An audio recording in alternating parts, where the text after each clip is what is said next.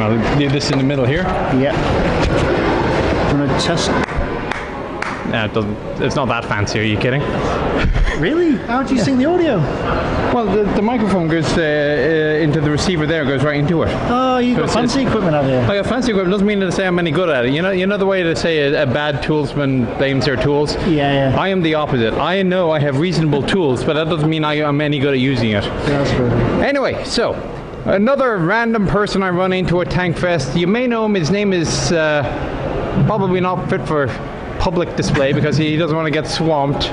You'll know him as TIK, T-I-K. He's got his own YouTube channel. He seems to be doing a lot on the Eastern Front right now for some reason. Yep. And he mentioned that he very much likes the T26. Why? Like is a strong word. No. It's one of my favourite tanks. I'll say that much. And the reason is simply this: which tank did the Soviets have in 1941? So when you see like the German, Panzer IIIs, Panzer IVs, whatever, it's them tanks going up against this, not T-34s. They did have some T-34s. Yeah, they had some KV-1s. Yeah, that's what I mean. The vast majority were light or shite tanks. You might have to blur that out. I like to call them light. Don't worry, Americans don't understand the word. Light or shite tanks then, and this really is one of those light or shite tanks. I mean, it's a terrible tank, but this is one of those that it's there. It was there in vast numbers, and even up to Stalingrad. I think this was last used at Stalingrad in 1942. So you just think, this is the tank in the early war years, and this probably explains why the Soviet tanks had a tough time. Why the German tanks had an easy time at it. Well, in fairness, though, I mean, the design is basically a Vickers 6-ton, and that was used all over the world. The Japanese kind of modified it. The Czechs modified it. This is really a British tank at its fundamental level. I don't know. Are you a patriotic British pride sort of person? No, that probably explains why it's so bad as well.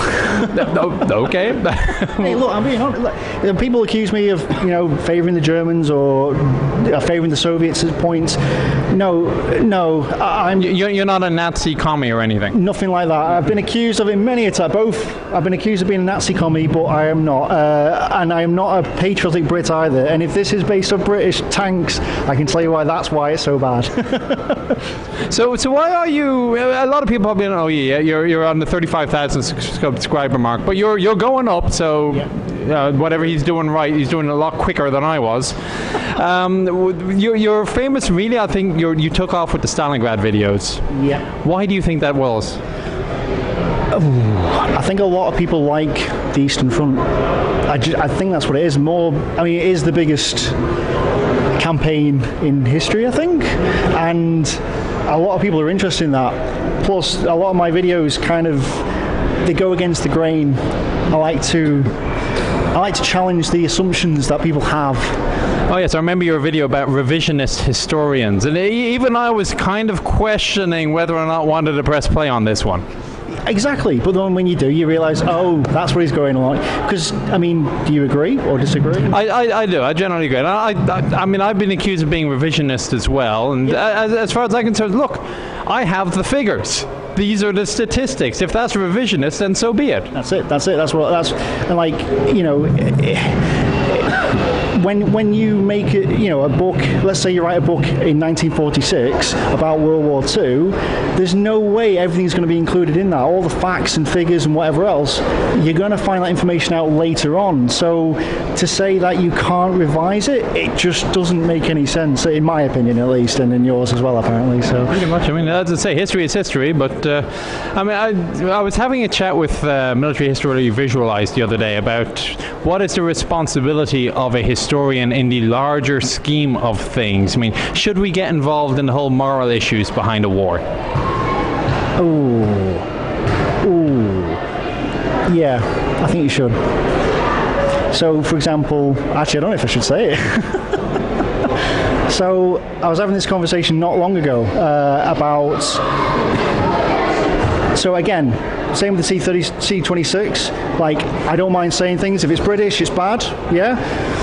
Okay, Germans may have dropped the bombs first, but we retaliated. I say we, the British retaliated well, where's the moral high ground? There isn't any. We committed war crimes, the bombing of Dresden, whatever else. So, well, technically it wasn't a war crime because there was no law against it. See, here's the question. So we're now looking at this with modern moral values. In today's moral values, that would have been absolutely unacceptable. But who are we to judge on the basis of today what was before? Yeah, but then at the same time, people at the time weren't happy with what the Germans were doing. In fact, they questioned it themselves at the time. Now, I don't know the details, but if it was morally questionable at the time, then it's morally questionable now. But the point is, if there is a question, you can't judge people from the past. So, for example, the Romans had a load of slaves and whatever else. Today, that's a bad thing. But back then, it's like, well, I mean, the Greeks had the Carthaginians.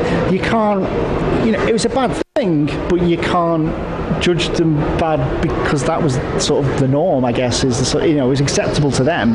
So it's one of those things. But I guess with the war, I don't know, I think you should be able to say no, yes, whatever, and you should be able to have your opinion on it, because that in itself sparks a debate, kind of like now, really, So what's your most controversial opinion so far, then?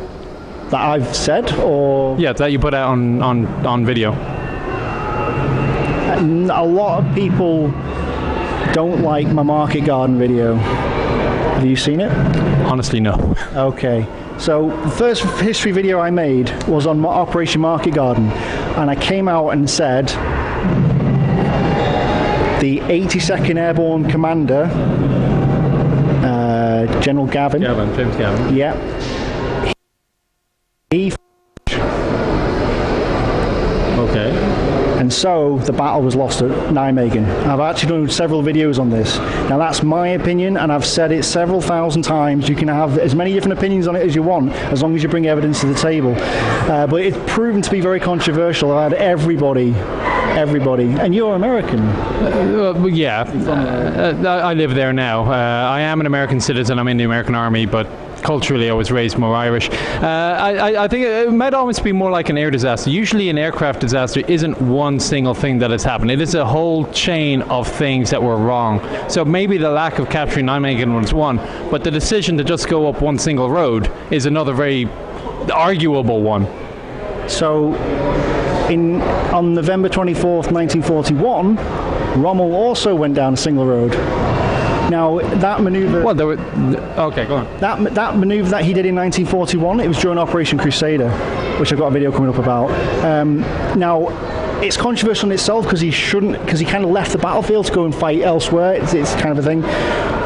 But the decision to go down that one road, by itself, he led the Panzer Corps down that one road. So if he can do it, why can't the British do it in 1944?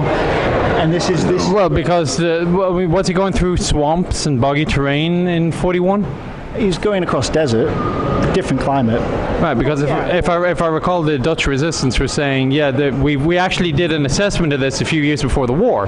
We did something similar. We tried the same thing. We said, no, do something else. I think it was the Ryan book goes into it a bit. Yeah, I think they were referring to the area between Nijmegen and Arnhem, which is later on, but by the time the British tanks get to that point, I would argue that the battle was already lost.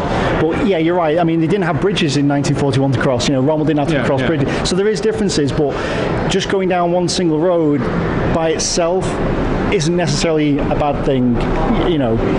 Obviously capturing the bridges helps. But yeah, and so you haven't seen it. This is the problem. If you haven't seen it, we could be here for 20 minutes. I mean, I can explain it to you if you want.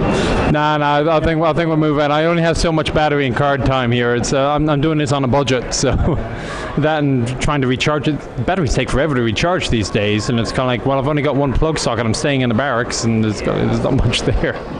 All right, so T26. Do you have a second favorite by any chance? Ooh, no, but I do like light tanks in general. So, I like my Panzer IIs, Panzer IIIs, Panzer IV, and I'm one of those people of the opinion that they should have built more tanks. Germany should have built more tanks rather than bigger, because the the Panzer II, you could fit one of them inside a Panther, easily. So it's, I don't know. Well, true, but then you got the whole argument of who's going to man them, what personnel do you have to crew them, and honestly, I think the only winning move was not to play. I mean, you got the people, he should have not made as many Panthers and instead, thank you, shouldn't have made as many Panthers and should instead focused on more Panzer IVs. So, well, what's the point? If a Panzer IV is about the same as a Sherman or a T-34, and you got combined 130,000 of those things coming at you, you're not going to make enough Panzer IVs to make a difference. No, and as I said in one of my other videos as well, Germany doesn't have the oil to kind of run the tanks, certainly in the late war especially, but it's kind of like, why did they produce bigger and better, like, if that's going to consume more oil? Yeah. And this is a question I've still not figured out why. Like, surely they could have probably run more smaller tanks, but they chose for the bigger one. I don't know. I have no. Well, if it's a consolation, I don't think anybody truly has an answer, except for the politicians who like big armored gun things, and the contractors like Porsche or whatever going, ooh, money for contracts. Yeah. To me, I don't know, maybe I'm controversial here. My opinion is that this, like, for example, the T-26, it's manoeuvrable, it's got a good, well, reasonably okay gun for the time. I mean, a better gun on it would have been better, but how much is armour protection really necessary? If you can take out the enemy tanks with your artillery, anti-tank guns and whatever, and your infantry, if these things are used primarily to take out infantry and artillery targets, which is probably the mainstay if you get behind some of these lines, is a big armoured plate necessary? Well, that's what it's, I don't know if you read it, Storm of Steel, I think it's called. It's an assessment of the German and Soviet doctrinal developments in the 1930s, and that was one of the things. These light tanks, they were absolutely focused on artillery. The first wave of tanks would break through, not do anything with the front line, but they'd go for the artillery. Yeah. And then the second wave of tanks would actually support the infantry, and it was very strange, the idea that it was going through. Yeah. But yeah, you're right about the whole combined arms thing. And again, people think it's like a game of top trumps. Yeah. It's called, I play Panther, I play Tiger. It's not, it's a mix. It's a complete mix. And I think that's the fundamental thing that a lot of people mistake it. They think it's a tank war. It's not, it's a combined arms war. And this hunk of junk, in this case, is part of the bigger picture, and that's probably why the Soviets didn't do so well either, because they fielded tons of these and no infantry. So, well, in 1941. So. All right, TIK, it's good talking to you. So, again, just random people you come across. They do have official signing sessions that are occasionally advertised, like at 2 o'clock, David Fletcher will be signing autographs and whatever. People like us, we're not important enough or something like that. I don't know. Well, actually, because I didn't tell him I was coming, that might have been it. But we do come around anyway, so if you come to TankFest, you can track us down and shake a hand, and it just makes us feel a little bit appreciated. Yes, people actually watch our stuff. Yeah, yes, please do. This is the first time I'm at TankFest, so it's nice to meet you as well. Inshallah, yes, the battery's still there.